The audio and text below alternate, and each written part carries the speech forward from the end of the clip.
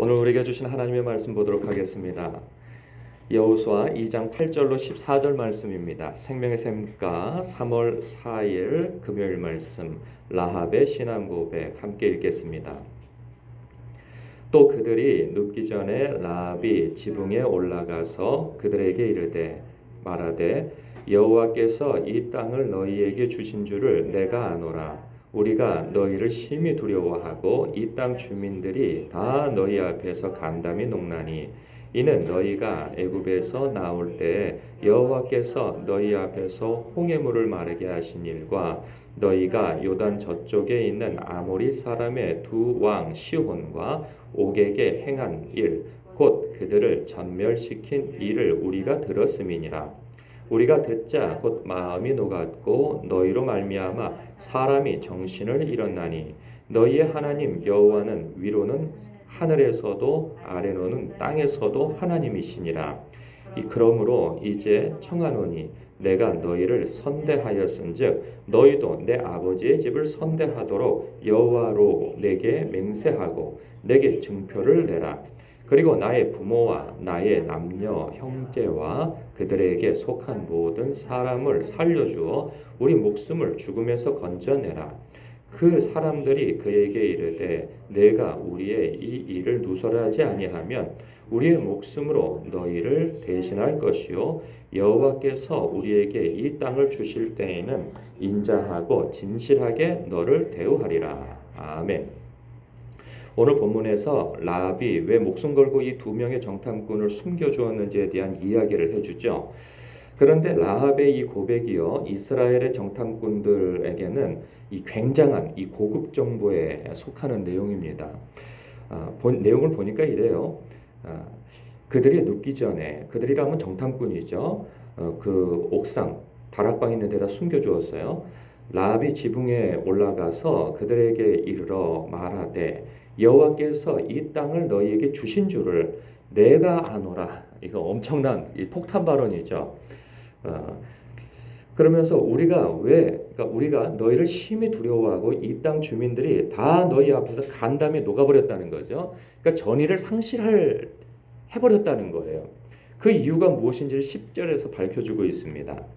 이는 너희가 애굽에서 나올 때 여호와께서 너희 앞에서 홍해물을 마르게 하신 일과 이미 40년 전에 그들은 간담이 이미 녹아 있었죠. 40년 전에도 정탐꾼 12명을 보냈어요. 하나님께서 명하셔서 보내셨단 말이죠.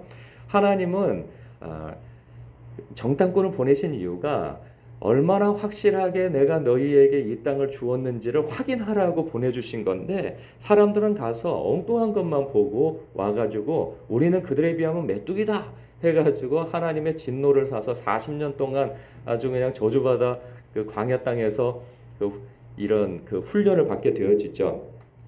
이미 그때 간담이 녹아 있었던 것을 누구만 몰랐나요? 정작 하나님의 백성들은 몰랐던 겁니다. 근데 그것을 지금 듣고 있는 거예요. 그러면서 또 간담이 녹은 이유가 무엇이냐면 너희가 요단 저쪽에 있는 아모리 사람의 두 왕 시혼과 옥에게 행한 일, 곧 그들을 전멸시킨 일을 우리가 들었습니다.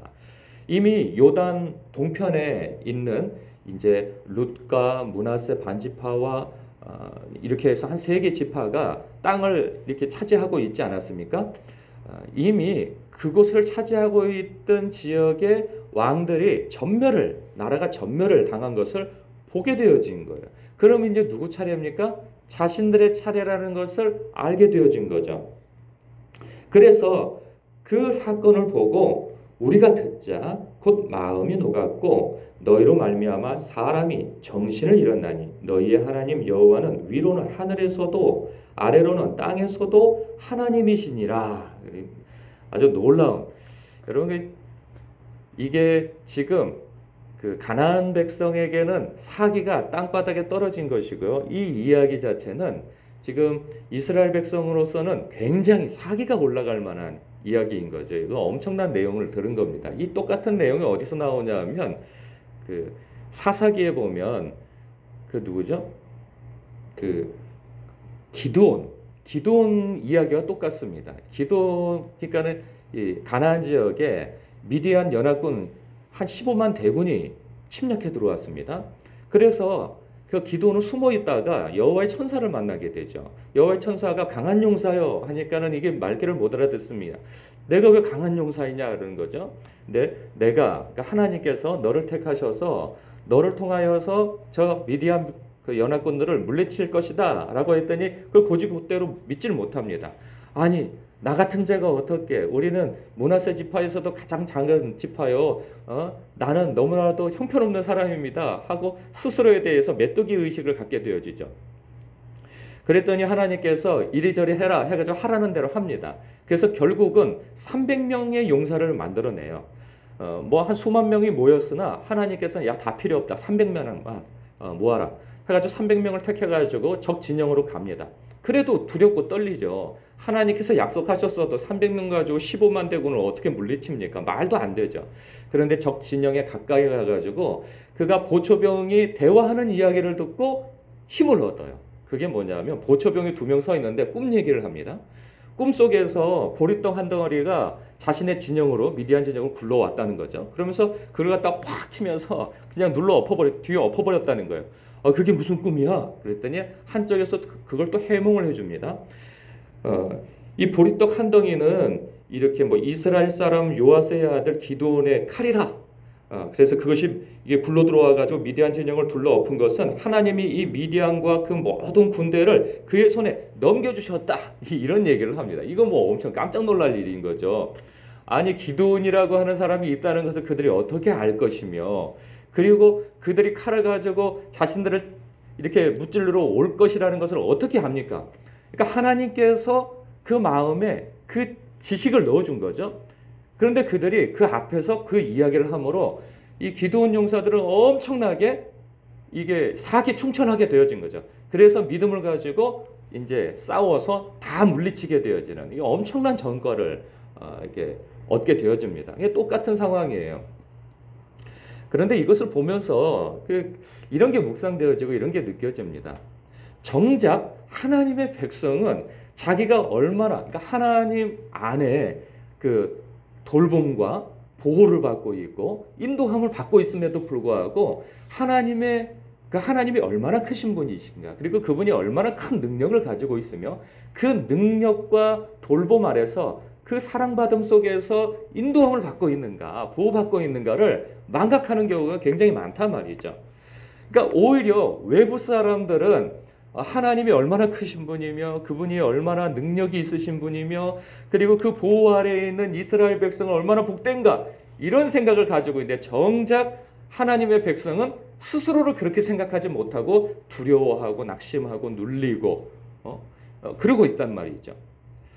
이런 것은 참 아이러니가 아닐 수 없습니다.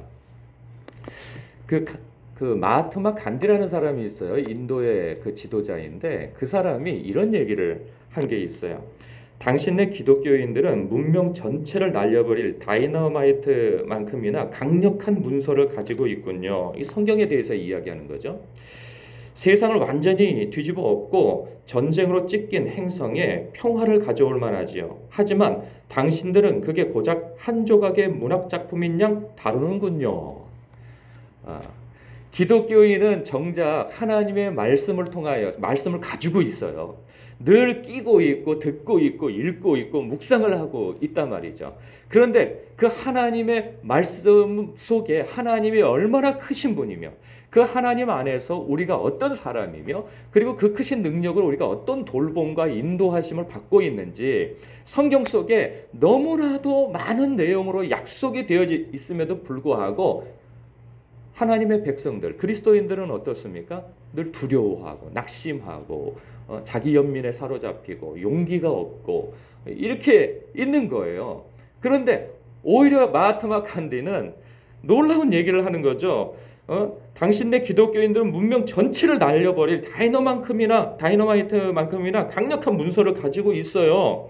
세상을 완전히 뒤집어 엎어버리고 전쟁으로 찢긴 행성에 평화를 가져올 만하죠. 하지만 당신들은 그게 고작 한 조각의 문학작품인 양 다루고 있다 라고 이야기를 하는 거예요. 도리어 예수 믿지 않는 그 마하트마 간디는요, 그 예수님의 정신을 붙잡고 비폭력 무저항 운동으로 그 독립을 이루어내지 않았습니까? 오히려 믿지 않는 사람은 하나님의 그 크신 능력과 말씀의 위대함을 오히려 믿고 있다는 거죠. 이런 데에서 보면 오히려 이스라엘 백성이 아닌 라합이라고 하는 이방 여인을 통하여서 하나님이 얼마나 크신 분인가를 전해 들으면서 오히려 하나님의 백성들이 이제 사기충천하게 되어지는 그러한 모습을 보게 되어집니다. 이것은 우리에게 주는 메시지가 굉장히 큽니다. 정작 우리도 예수 그리스도 안에서 성령이 내주해 계시고 우리가 하나님께서 우리 믿는 자들에게 주신 약속들이 성경 안에 얼마나 많이 있습니까? 그런데 눌리고 두려워하고 낙심하고 자기 연민에 빠지고 우리가 스스로가 너는 그렇지 않아 그런데도 나는 메뚜기야 이러고 있는 거죠. 너는 큰 용사야. 너는 내 백성이야. 너를 통하여서 하나님의 나라를 이루어가고 너는 왕 같은 제사장이야 라고 얘기하는데 나 같은 게 뭐요?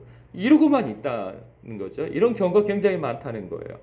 우리가 하나님의 시각으로 나를 보는 것이 중요하고 하나님께서 나에게 약속을 하셨다면 하나님께서 그 크신 하나님께서 약속하신 것이기에 그것을 믿고 우리는 굳게 붙잡고 기도하라면 기도하는 것이고 나가라면 나가는 것이고 행하라 하면 행하는 것이죠.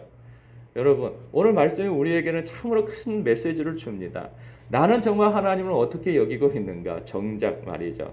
우리는 놀랍도록 이스라엘 백성이 하나님의 보호 가운데 있으면서도 그 보호 가운데 있으면서 그 크신 하나님을 보지 못하는 것처럼 혹 우리도 그러한 경우가 아닌가 스스로 바라보며 여러분 라합도 소문 듣고 이런 고백을 하고 믿음으로 붙잡습니다.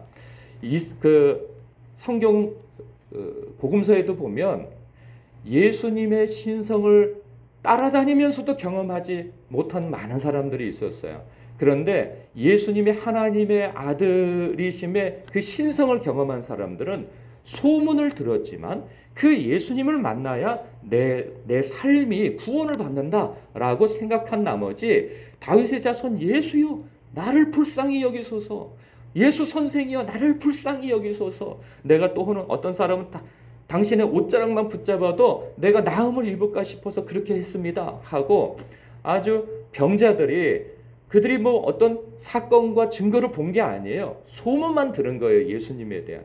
그럼에도 불구하고 예수님 만나야 내가 살 거라고 하는 그러한 이 강한 믿음 속에서 예수님 앞에 목숨 걸고 나아가서 자신의 병 고침을 받고 구원함도 받고 그래서 예수님의 그 신성 하나님 되심을 경험하게 되어지지 않습니까? 여러분 우리는 소문만 들은 것이 아니죠. 우리는 체험도 있어요. 그리고 성경에 기록되어진 이 말씀을 통하여서 하나님이 어떤 분이시고 나를 통해서 어떤 역사를 이루실 것인지 한 이런 놀라운 약속들이 있는데 그거 붙들고 여러분 하나님의 뜻대로 우리가 하나님의 백성다운 삶을 살아나가는 여러분 되시길 주님의 이름으로 축복합니다. 기도하겠습니다.